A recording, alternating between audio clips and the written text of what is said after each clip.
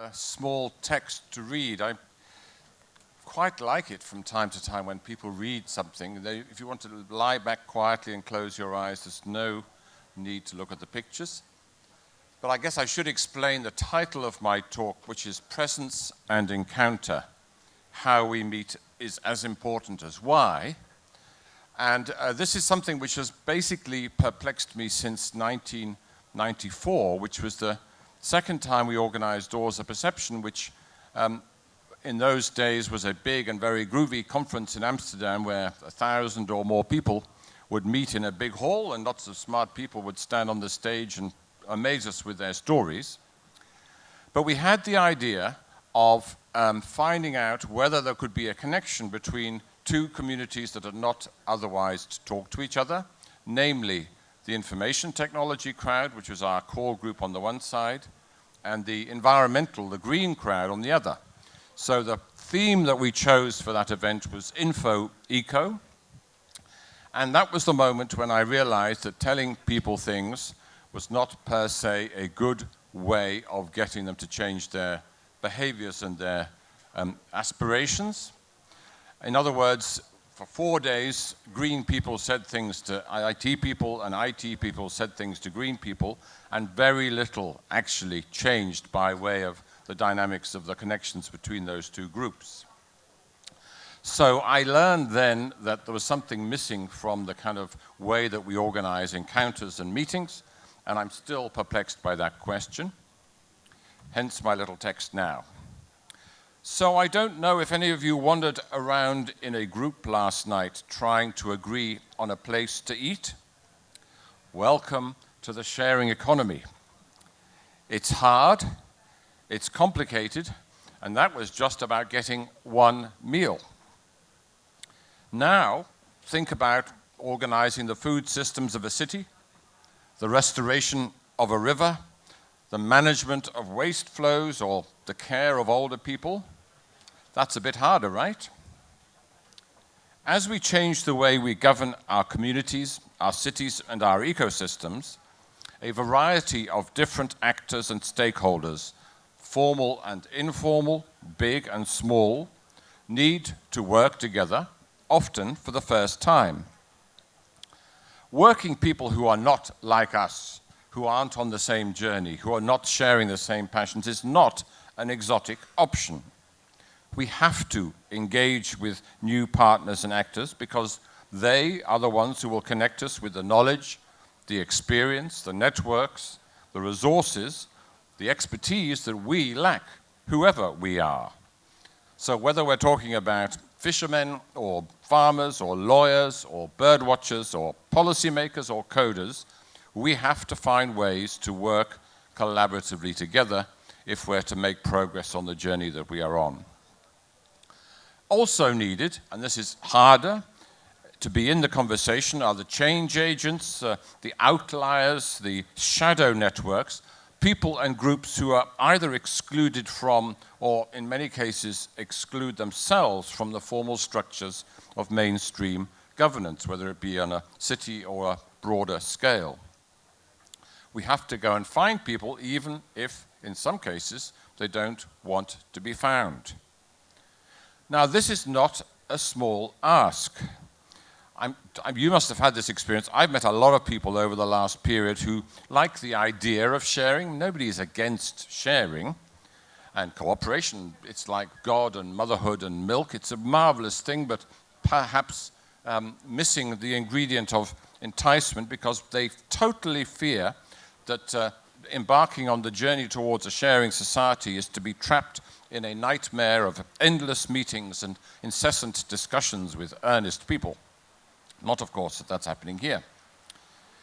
And the most important people, in terms of the groups that we need to be in the tent with us in the conversation, are people who are usually unheard.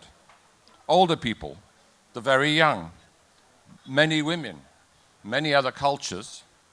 There are vast numbers of people of value and crucial importance for whom the very idea of the public life that we inhabit here is alien and off-putting. Without them, we will not succeed, so this is not a small question. So for somebody like me, a big white guy with a loud voice, it's not such a big deal to stand up and talk in a group like this. But for these many others who have knowledge and cultures and qualities that we badly need, it's an alien and often scary prospect. I'm not just talking about new tools or platforms for sharing knowledge. Those are doable, and many people here are doing precisely that in inspiring ways. But we also need a new sensibility, a commitment, a passion to meet in ways that increase social energy rather than suck it dry. So I know of some, and you must know others, of the political thinkers and academic researchers who've been thinking about governance over the last period, and they've been productive to the extent of an impressive supply of new buzzwords. Social ecological innovation, political multipolarization, polycentric governance, adaptive co-management, multi-stakeholderism, constellation management. That was just me checking through a year's supply of papers. I'm sure you can add to it. If it was just about the production of obscure language, we would be home and dry. A sharing economy would be around us and would be up and running. But I choose to interpret these words as kind of a step along the journey, which is that we know theoretically and academically that cooperation and sharing works best when we have trust in communities. That's the kind of theme of our meeting. But that we will not achieve trust and community by uttering words at each other. We need to meet face to face to do so. Embodied, situated, and unmediated communication were, after all, the norm for hundreds of years before we invented media. And today, in indigenous cultures the world over, communities use ceremonies, arts, and stories to maintain the harmony between nature and culture, body and mind, that we have arguably lost. And in history, not so long ago, when a big part of the population could not read, participatory rituals, performance, these were the main ways that beliefs were shared within a culture. Even in so-called advanced societies, in my own grandparents' day, 1 out of every 10 words that someone heard by the age of 20 was spoken to her directly, in a crowd or in a room. Somebody that you could touch and feel and smell. By the time that I joined my first political crowd in the early 1970s, that proposition had been reversed. About 9 out of the 10 words I had heard by that period were spoken through some kind of loudspeaker, just within 2 generations. Things got worse, I have to say, when we invented convention centers. Convention centers are expensive, filled with hard surfaces, and unless you're in the convention business, somewhere else than the subjects being discussed in them. They are media. They are not the thing itself. Convention centers also foster groupthink. That's why their operators are able to charge such huge amounts of money to their clients. Contrast that to the wisdom of I and Thou, a book written in 1923 by the philosopher and theologian Martin Buber, who counseled then that all true knowledge is dialogic.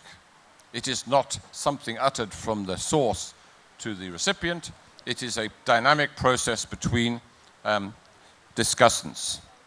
Community and connection are not just about words, said Buber. They're about encounter and presence. Buber taught us then that literally vital conversations need to be embodied and situated. It follows from his insights that the meeting formats that we design now for the sharing economy should enable us quite simply to breathe the same air as we are doing now. There's a personal as well as political aspect to this story about how we meet. Many activists are working flat out in the sharing economy, in Occupy, in transition. And for all of us hyper-activists, there's a tendency to overdo things, to burn out. For Sophie Banks, who works within the transition network, burnout is not a side issue. On the contrary, she says, our inner states are just as important to a healthy political movement as are its external activities. Banks reminds us that our inner states and the outer are actually connected. God is trying to put a dampener on my story. We're dealing with a nightmare global system that is depleting the planet, a system that takes out more than it puts back, a system that allows no time for natural systems to replenish and to revitalize themselves. If we reproduce those behaviors in our own movement and in our own lives, says Sophie Banks, how can we possibly expect to complete the journey? This is why we need consciously to grow a culture that enables all of us to feel empowered, to be seen, to be appreciated, without necessarily being compelled to learn to perform in the formats that we have devised until now. We need a culture which doesn't just focus on solutions, but also on qualities. A culture of sticking with the problem, sticking with the trouble, in Donna Haraway's phrase, but not a culture that burns us up as we do so.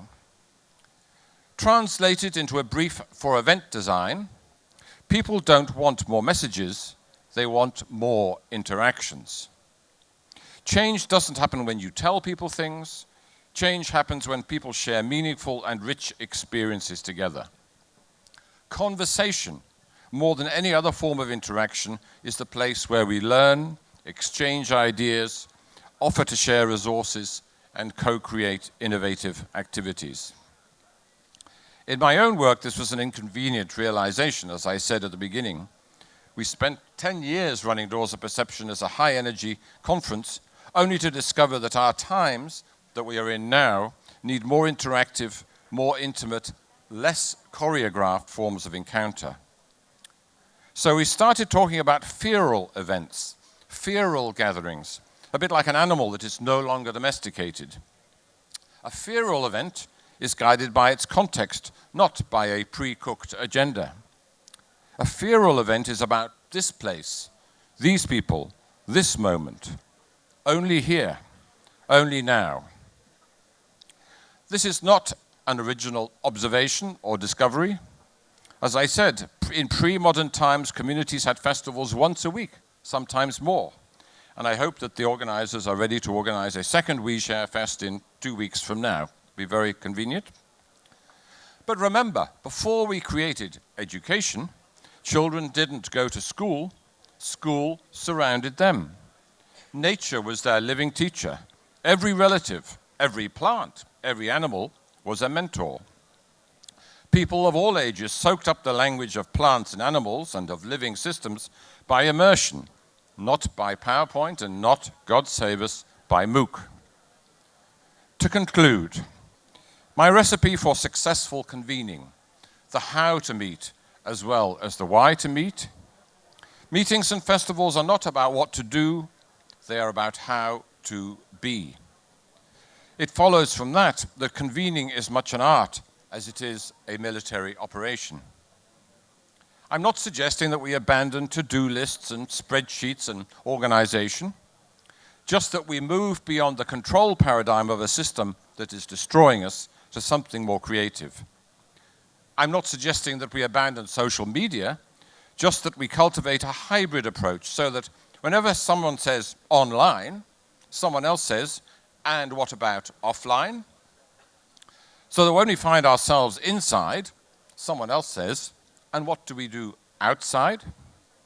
Time, place, tempo, and above all, respect. Those are the not so secret ingredients. So I'll end with what Martin Buber taught me a long time ago. All real living is meeting. Thank you. Thanks for that, John.